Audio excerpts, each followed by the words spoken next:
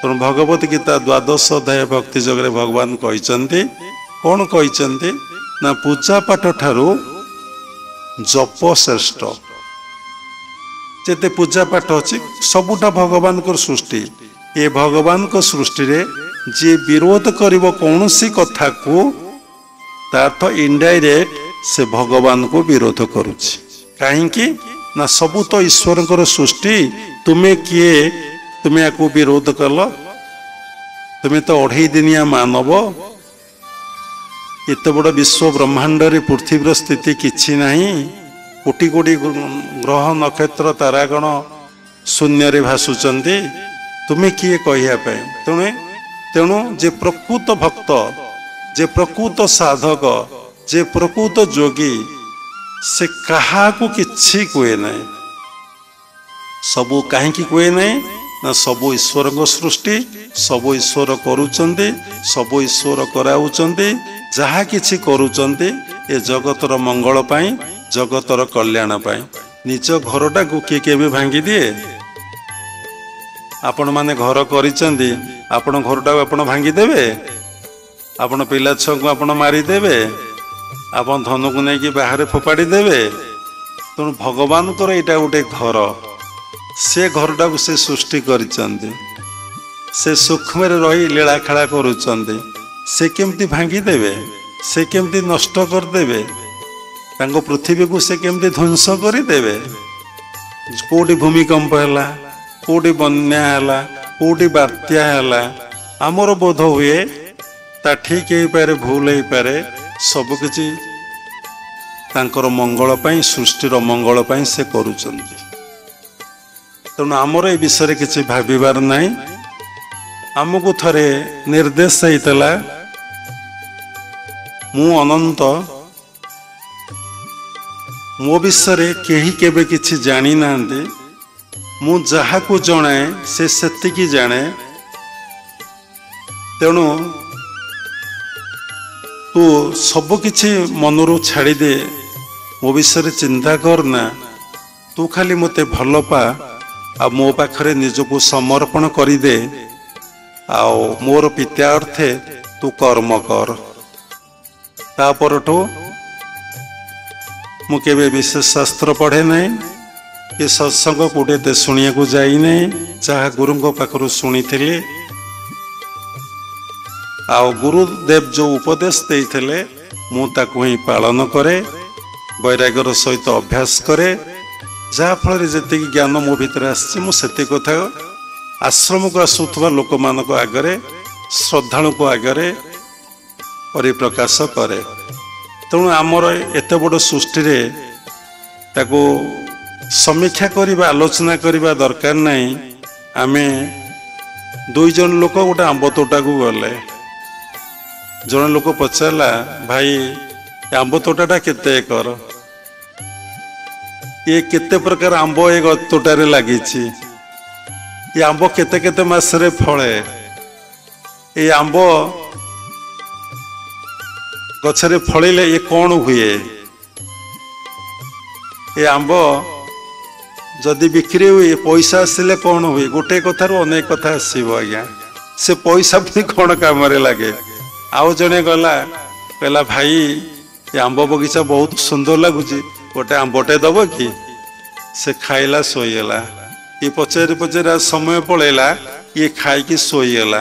ये कथार आप कौन शिखिले आपण आंब खाइबे ना तोटा मूल करिवे आपण आंब खाइबे ना तोटा मूल करिवे आमे चकुली पिठा खाइबा ना बिंद गणिबा।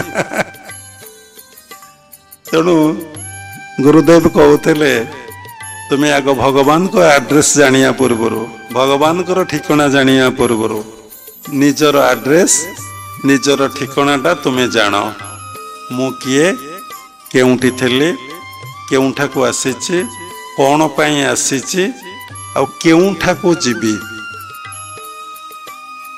मु किए हु आमाई मु केउठी थिले केउठा को आसीची आ केउठा को जीवी कौन नहीं करी आसीची कौन एठी मु सृष्टि करी गला बेले ମୁଁ କ'ଣ ନେଇ କରିକି ଯିବି? କେବେ ନିଜ ମନକୁ ପଚାରିଛନ୍ତି? ୱାକ୍ସ ୟୁର କନସାଇନ୍। ସବୁ କଥା ଖଣ୍ଡିଆ ଅପୂର୍ଣ୍ଣ ରହୁଛି, ଆମେ ସମୟକୁ ବାରମ୍ବାର ଦେଖୁଛୁ। ତେଣୁ କେବେ ନିଜ ବିବେକକୁ ପଚାରିଛନ୍ତି ମୁଁ କିଏ? କହିପାରିବେ ଆପଣମାନେ ଆପଣ କିଏ? କହିପାରିବେ? ଏଠି ସମସ୍ତେ ଶିକ୍ଷିତ ଜ୍ଞାନୀ ଲୋକ ଆପଣମାନେ ବସିଛନ୍ତି, ପୂର୍ବର ସଂସ୍କାର ଅଛି, ନହେଲେ ଆପଣମାନେ ଆସନ୍ତେ ନାହିଁ, ଏ ସତ୍ସଙ୍ଗର ଆଶ୍ରୟ ନିଅନ୍ତେ ନାହିଁ। ନିଶ୍ଚିନ୍ତ ସୁସଂସ୍କାର ଆପଣଙ୍କ ଭିତରେ ଅଛି, କାରଣ ଶ୍ରଦ୍ଧା ଆସୁଛି ମାନେ ବଡ଼ କଥା। ଭାଗବତରେ ଭଗବାନ କହିଲେ କ'ଣ କହିଲେ ନା ଶ୍ରଦ୍ଧା ନଥାଇ ଅନ୍ତର୍ଗତେ ତାହା ମୁଁ ଛୁଇଁମି କେମନ୍ତେ। କହିଲେ ଭକ୍ତି ନଥାଇ ଅନ୍ତର୍ଗତେ କହିଲେନି, ଆଗ କହିଲେ ଶ୍ରଦ୍ଧା।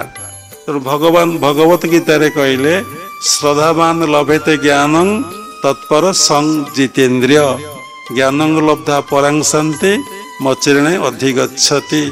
ତେଣୁ ଶ୍ରଦ୍ଧା ଆସିବାରୁ ଆପଣମାନେ ଆସିଛନ୍ତି।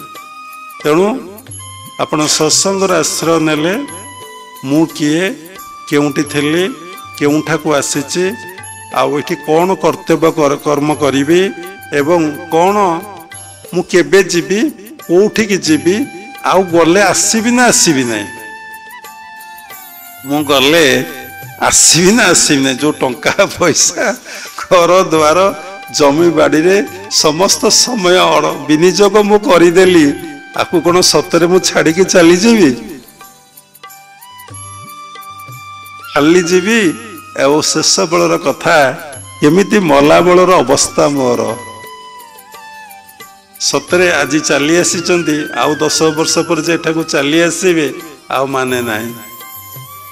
ନିଶ୍ୱାସ ନୈବ ବିଶ୍ୱାସ, ନିଶ୍ୱାସ ଉପରେ କାହାର ବିଶ୍ୱାସ ନାହିଁ। କାହିଁକି ନା ଆପଣ ଶ୍ୱାସ ପ୍ରଶ୍ୱାସ ନେଉନାହାନ୍ତି, ଆପଣ ଛାଡ଼ୁନାହାନ୍ତି। ପରମପିତା ପରମ ବ୍ରହ୍ମ ସହସ୍ର ରହି ଶ୍ୱାସ ପ୍ରଶ୍ୱାସ ନେଉଛନ୍ତି, ସେ ଛାଡ଼ୁଛନ୍ତି। ଆପଣ ସବୁ କର୍ମ ଜାଣିକି କରୁଛନ୍ତି, ଜ୍ଞାନରେ କରୁଛନ୍ତି, କିନ୍ତୁ ଗୋଟିଏ କର୍ମ ଆପଣଙ୍କର ଅଜ୍ଞାନରେ ସବୁବେଳେ ଚାଲିଛି, ତାହା ହେଉଛି ବ୍ରେଥ୍ ବା ଶ୍ୱାସ ପ୍ରଶ୍ୱାସର କର୍ମ। ତେଣୁ ସେଇ କଥା କହିଲେ ମୁଁ କିଏ, ତାର ଅନେକ ସମୟ ଲାଗିବ, ଅନେକ ଘଣ୍ଟା ଘଣ୍ଟା ପଳେଇବ। ତେଣୁ ସଂକ୍ଷେପରେ ସରଳରେ କହିଦେବା, ମୁଁ ହେଉଛି ସେଇ ଭଗବାନଙ୍କର ସନ୍ତାନ, ମୁଁ ହେଉଛି ସେଇ ପରମ ପିତାଙ୍କର ଅଂଶ ବିଶେଷ। ମୁଁ ଆଉ କେହି ନୁହେଁ, କିନ୍ତୁ ମୁଁ ଅହଙ୍କାରରୁ ଅଜ୍ଞାନତାରୁ ମୋର ବୋଧ ହେଉଛି ମୁଁ ଜଣେ ବ୍ୟକ୍ତି। ଯେତେବେଳେ ମୋ ଭିତରେ ଜ୍ଞାନ ଆସିବ, ମୁଁ ଅନୁଭବ କରିବି ମୁଁ ସେଇ ପରମାତ୍ମା ପରମ ବ୍ରହ୍ମଙ୍କର ସନ୍ତାନ ବା ଅଂଶ ବିଶେଷ। ଭଗବାନ ଏକଥା ଭଗବତ ଗୀତାରେ 15 ଅଧ୍ୟାୟରେ ସୁନ୍ଦର ଭାବରେ କହିଛନ୍ତି। ମହିମାଂଶ ଜୀବଲୋକ ଜୀବଭୂତ ସନାତନ ମନ ଷଷ୍ଠେନ୍ଦ୍ରିୟାଣୀ ପ୍ରକୃତି ସ୍ଥାନୀ କର୍ଷତି।